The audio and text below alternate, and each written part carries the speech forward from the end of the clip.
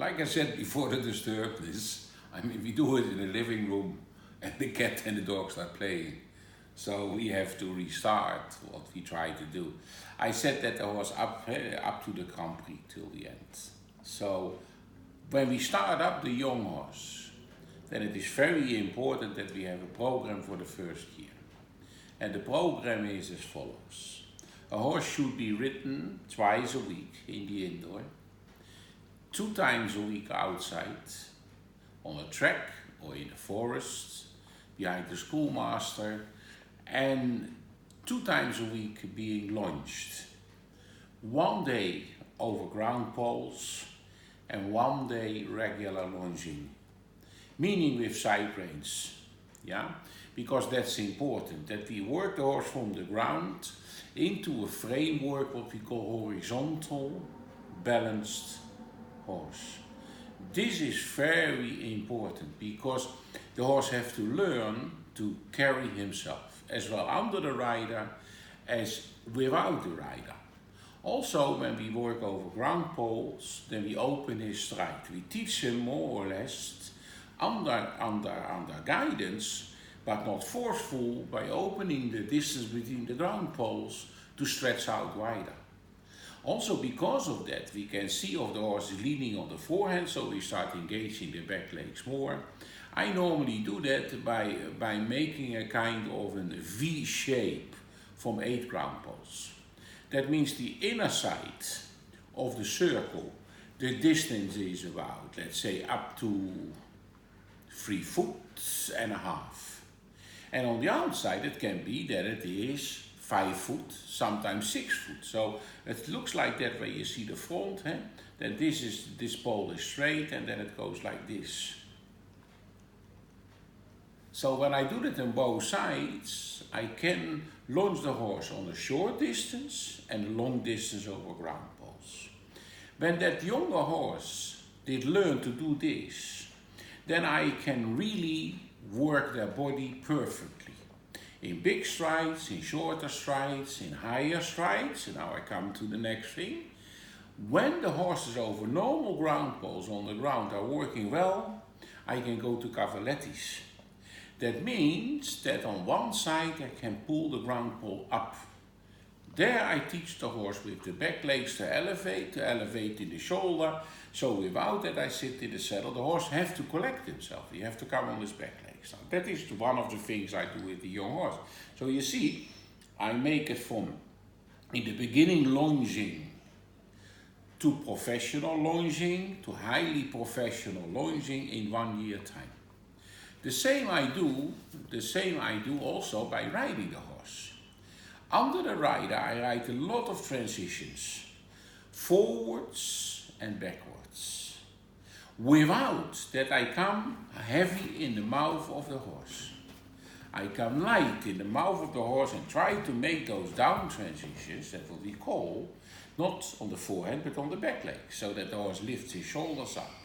So I lead him into self-carriage and I teach him a little bit very light, collecting, upwards tendency. With this I go to the circles, 20 meter circle, then in the 20 a 15, then a 10 in the 15, and then I go again straight. I ride serpentines in the 20-60 arena, at least with 7 loops, sometimes more.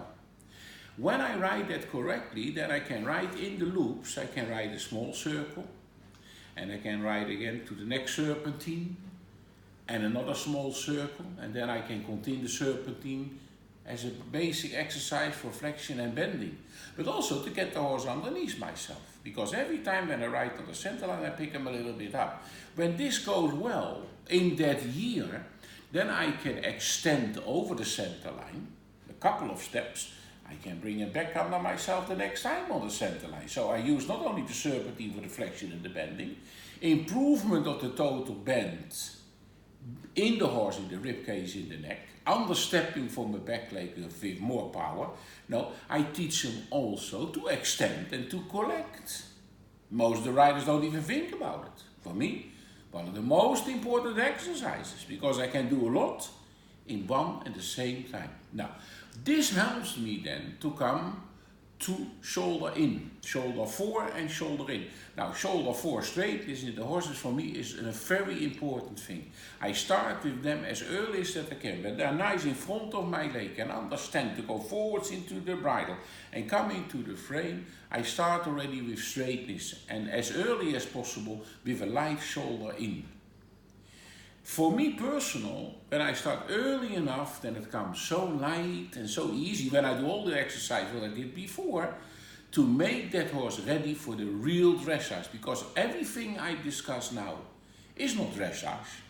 That is gymnastic, exercising with a horse to create a strong body and a good mind and a horse who can carry himself on 4 legs up into the bridle with a very fine mouth. And there, when they can do that, when I really start to do lateral work, then dressage starts. All that before we call dressage, no, that is gymnastic exercise, that is brain exercising, that is focusing exercising. And when that is done in the correct way, then what comes afterwards is so easy. Included in the first year, I do counter canter. And counter canter with correct holding the bend to the left and the bend to the right, not through my hands. I want to make clear that nothing by me is done with my hands.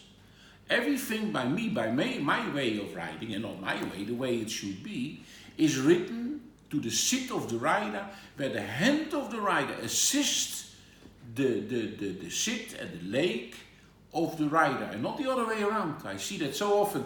Riders ride with 90% with the hands, maybe 10% with the leg. I ride with 90% with my sit and leg and 10% with my hand. My hand have to guide the horse, not to force, not to hold and pull them into a position, because that is wrong.